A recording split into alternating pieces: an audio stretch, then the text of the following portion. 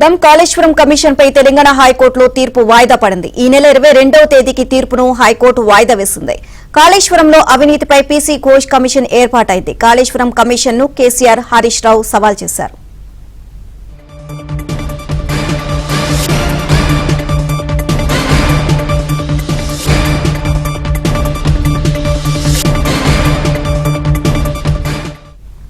Kaleshwaram commission పై తెలంగాణ హైకోర్టులో తీర్పు వాయిదా పడింది. ఈ నెల 22వ తేదీకి తీర్పును హైకోర్టు వాయిదా వేసింది. కాళేశ్వరంలో అవినీతిపై పీసీ ఘోష్ కమిషన్ ఏర్పాటైంది. కాళేశ్వరం కమిషన్ ను కేసీఆర్, హరీష్ రావు సవాల్ చేశారు. ఇదే అంశానికి సంబంధించి మరిన్ని అప్డేట్స్ మా క్రైమ్ కరెస్పాండెంట్ ప్రవీణ్ అడిగి తెలుసుకుందాం. ప్రవీణ్, కాళేశ్వరం కమిషన్ పై తెలంగాణ హైకోర్టులో తీర్పు వాయిదా పడినట్లుగా తెలుస్తుంది. ఓవరాల్ గా అప్డేట్స్ ఏంటి?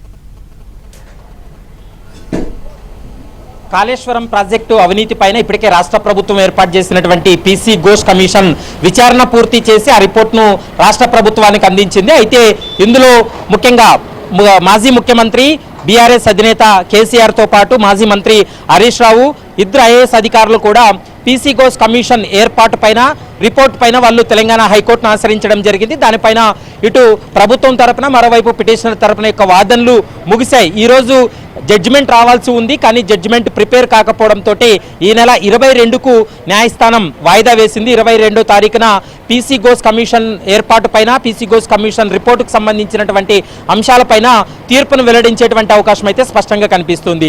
ముఖ్యంగా మనం ఈ పీసీ ఘోష్ కమిషన్ ఏర్పాటు తర్వాత రిపోర్టు రాష్ట్ర ప్రభుత్వానికి అందజేసిన తర్వాత పిటిషనర్లు చాలా అంశాలను కూడా కోర్టు దృష్టికి కూడా తీసుకురావడం జరిగింది. ముఖ్యంగా commission of enquiry act section 8B, section 8C ప్రకారం ఈ కేసులో ఎవరైతే ప్రతివాదులుగా ఉన్నారో, ముఖ్యంగా ఈ కేసులో నిందితులుగా పేర్కొంటున్నారో వారికి క్రాస్ ఎగ్జామినేషన్ చేసేటువంటి అధికారం ఉంటుంది. కానీ క్రాస్ ఎగ్జామినేషన్ చేసే అవకాశం పీసీ ఘోష్ కమిషన్ ఇవ్వలేదనేటువంటి అంశాన్ని ప్రధానంగా న్యాయస్థానం దృష్టికి కూడా తీసుకురావడం జరిగింది. సహజ న్యాయ సూత్రాలకు విరుద్ధంగా పీసీ ఘోష్ కమిషన్ విచారణ చేపట్టింది.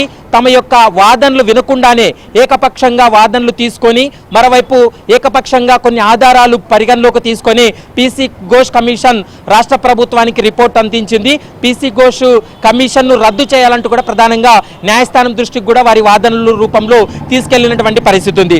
మరోవైపు రాష్ట్ర ప్రభుత్వం కూడా చాలా కీలక అంశాలను ప్రస్తావన చేసింది.